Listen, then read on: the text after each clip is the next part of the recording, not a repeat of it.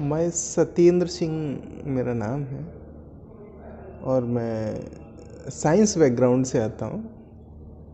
UG PG मैं engineering में किया हूँ और बाद में रिसर्च कंप्लीट करने के बाद कुछ साध्य और साधन के साथ अभी दिल्ली में ही कार्यरत हूँ। मेरा होम डिस्ट्रिक्ट उत्तर प्रदेश है और उत्तर प्रदेश में एक छोटा सा डिस्ट्रिक्ट है इटावा करके, जहाँ से समाजवादी लोग मुलायम सिंह जी और उन लोगों का अपना राजनीतिक सफ़र स्टार्ट हुआ।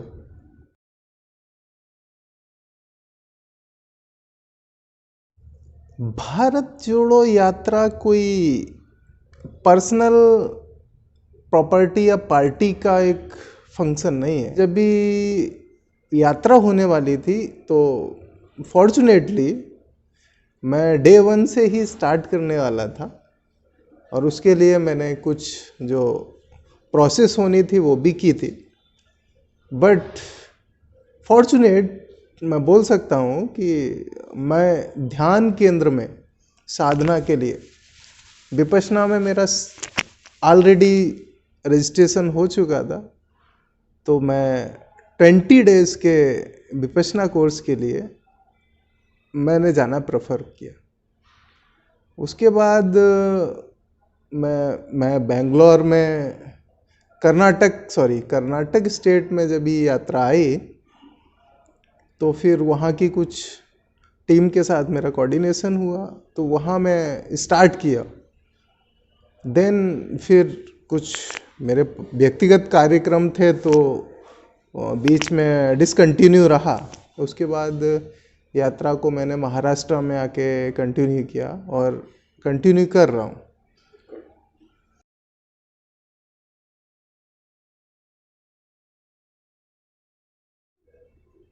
कि भारत जोड़ो यात्रा एक नाम या नारा नहीं है, ये लोगों की जन भावनाओं को समझ करके भारत में जो डिवीज़न की एक प्रणाली पिछले कई सालों से जो चल रही है, उस गैप को, उस प्रणाली को, तो उस चेन को तोड़ने के लिए ये जो भी लोगों ने इसका प्लान किया उनको मैं अप्रिशिएट करता हूँ। और मैं व्यक्तिगत तौर पे ये मानता हूँ इस ऐसी यात्राएं अनवरत चलती रहनी चाहिए और कुछ एक आइडियोलॉजी, एक विचारक के तौर पर मैं बोल सकता हूं कि कुछ लोग अपनी आइडियोलॉजी को इस देश में थोपना चाहते हैं। उस आइडियोलॉजी को तोड़ने के लिए, उसको ब्रेक करने के लिए ऐसी यात्राएं कोई पर्टिकुलर कैंडिडेट नहीं, देश में स्वतः पूर्ति आंदोलन के तौर पर चलती रहनी चाहिए।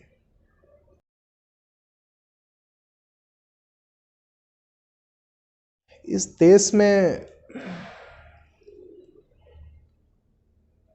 गांधी, नेहरू से लेकर के डॉक्टर अंबेडकर जैसे महान विद्वानों ने इस देश की रचना समता मूलक के तौर पे बनाई है और उसको कंटिन्यू करने की हम सब ऐसा प्रयास करें।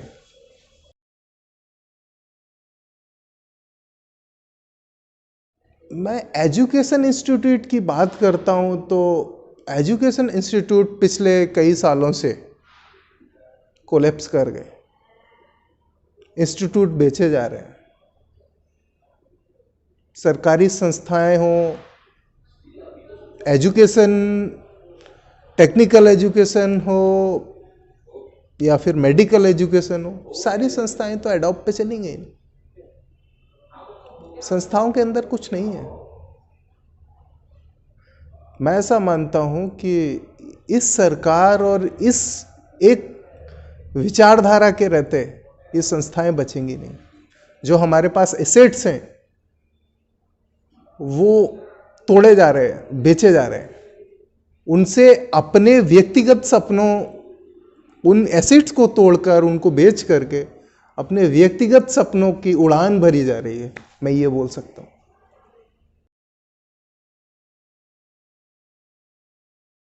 मैं व्यक्तिगत तौर पे ऐसा मानता हूँ कि इस सरकार के पास कोई ऐसा विजन नहीं है कि जो डाउन टू डैन कम्युनिटीज़ हैं या डाउन टू डैन लोग हैं, उनके लिए कोई उनके पास प्लान हो। उनके पास कोई प्लान नहीं, और वो करना भी नहीं चाहते ऐसा।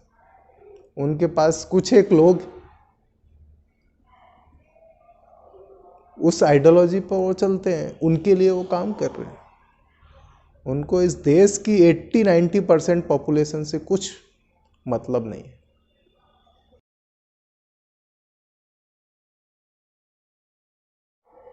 हाँ, देश भारत में मैं जितना समझ पाया हूँ कि हर 20 किलोमीटर, हर 50 किलोमीटर के बाद भाषा बदल जाती है, लिबास बदल जाता है, लोगों का रहन सहन बदल जाता है, और मैं ये भी बोल सकता हूँ कि खान पान भी चेंज हो जाता है। तो मैंने महाराष्ट्र के कल्चर को भी समझा है, लेकिन महाराष्ट्र में मैंने देखा है कि जो प्यार और जो लोगों में उत्साह था, लोग नंगे पैर, शायद उनके पास कपड़े भी उतने नहीं थे जो होने चाहिए, उनकी बेसिक्स नीड जो होनी चाहिए।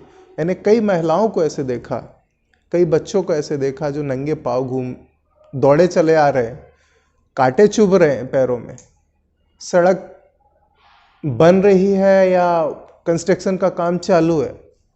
मैं अपने को देख रहा हूं कि मैं कैसे सुरक्षित निकल जाऊं, और वो कई यंग बच्चे, यूथ, उसमें मोस्टली मैं लड़कियों का जिक्र करना चाहूँगा, उसमें मैंने देखा है कि वो लड़कियां नंगे पैर सिर्फ राहुल जी को या इस यात्रा को एक पल के लिए अपनी आंखों में कैद करना चाहते हैं। तो वो लम्हे भी मैंने महसूस किए। उसको देखना भर नहीं, उसको हमने अपने अंदर में महसूस किया।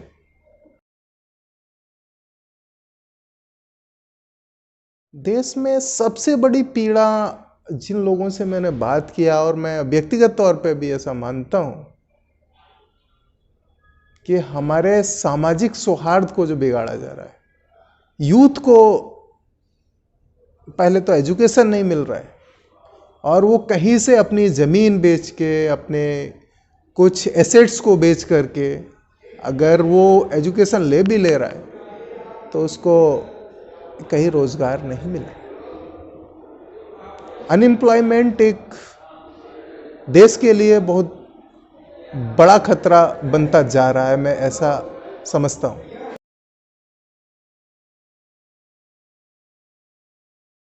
संदेश तो नहीं, मैं एक अनुभव को जरूर बांटना चाहूँगा। मैं पिछले कई सालों से देख रहा हूँ इस देश में ऐसे रूढ़िवादी टाइप के लोग, या एक पर्टिकुलर जो आइडियाज़ को लेकर के रूल कर रहे हैं। अगर ऐसा होता है कि वो लॉन्ग टाइम तक रहते हैं, तो इस देश का भी वही हश्र होने वाला है जो पूर्व में श्रीलंका का हुआ। एक नागपुर में दस्तावेज बनाया जाता है और वो देश में थोपा जाता है। वो एक बहुत घातक है। उसके खिलाफ तो देश को खड़ा होना पड़ेगा, अदरवाइज तो ये देश नहीं बचेगा। संविधान के मौलिक अधिकार नहीं बचेंगे, इंस्टीट्यूशंस आपके पास नहीं है। जो भी बड़े इंस्टीट्यूशंस 55, 60 और 60, 70 के अराउंड आसपास जो भी लोगों ने बनाए थे, इस देश के जो कर्ता धर्ता थे, नीति निर्धारक थे, वो एसेट्स को तो आपने बेच दिया। वो सारी संस्थाएं तो आपके हाथ में नहीं है, आज सरकार के हाथ में नहीं है।